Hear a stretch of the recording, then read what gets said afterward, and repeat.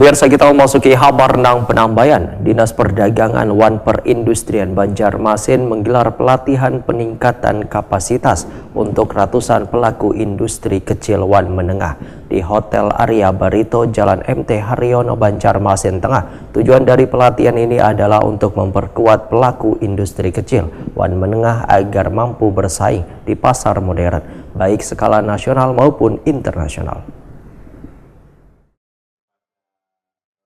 Dinas Perdagangan wan Perindustrian Banjarmasin menggelar pelatihan peningkatan kapasitas untuk ratusan pelaku industri kecil wan menengah di Hotel Arya Barito, Jalan MT Haryono, Banjarmasin Tengah hari Senin 17 November 2025.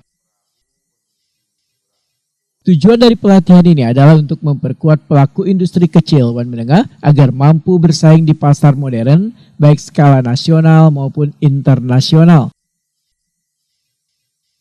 Wali Kota Banjarmasin Muhammad Yamin dalam sambutannya menyatakan arus persaingan usaha semakin ketat sehingga pelaku industri kecil wan menengah dituntut terus meningkatkan kualitas produk mulai dari rasa wan mutu, desain kemasan, strategi pemasaran, legalitas hingga tata kelola keuangan agar mampu bertahan wan naik kelas.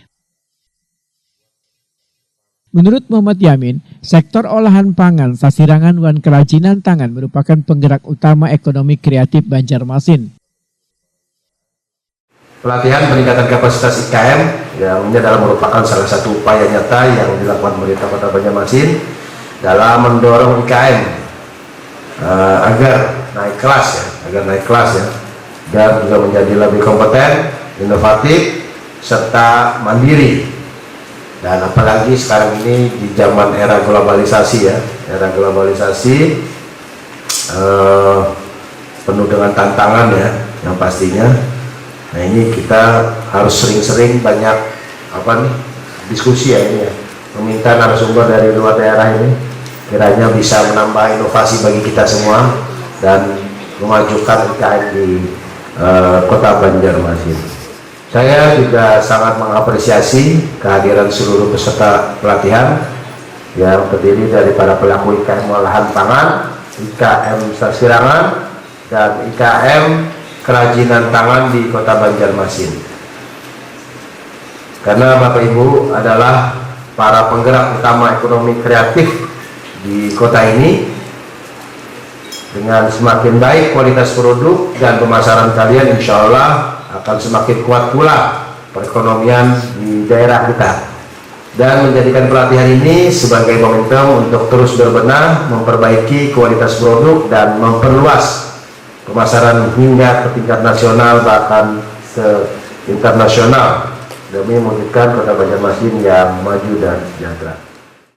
Kepala Disperdagin Banjarmasin Ihrom Mubtesar memandangkan pelatihan ini diikuti sekitar 100 pelaku industri kecil wan menengah dari beragam sektor. Materi pelatihan meliputi kebijakan pengembangan industri kecil wan menengah naik kelas, mindset kewirausahaan, inovasi produk, branding pemasaran digital, konten marketing, manajemen keuangan hingga strategi pengemasan produk yang sesuai standar industri modern.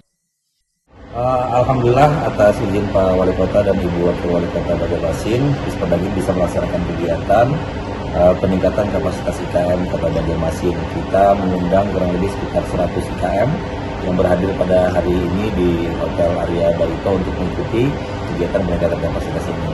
Untuk materi yang disampaikan, itu kan karena narasumbernya ada dari female trainer dan juga dari Web and Box.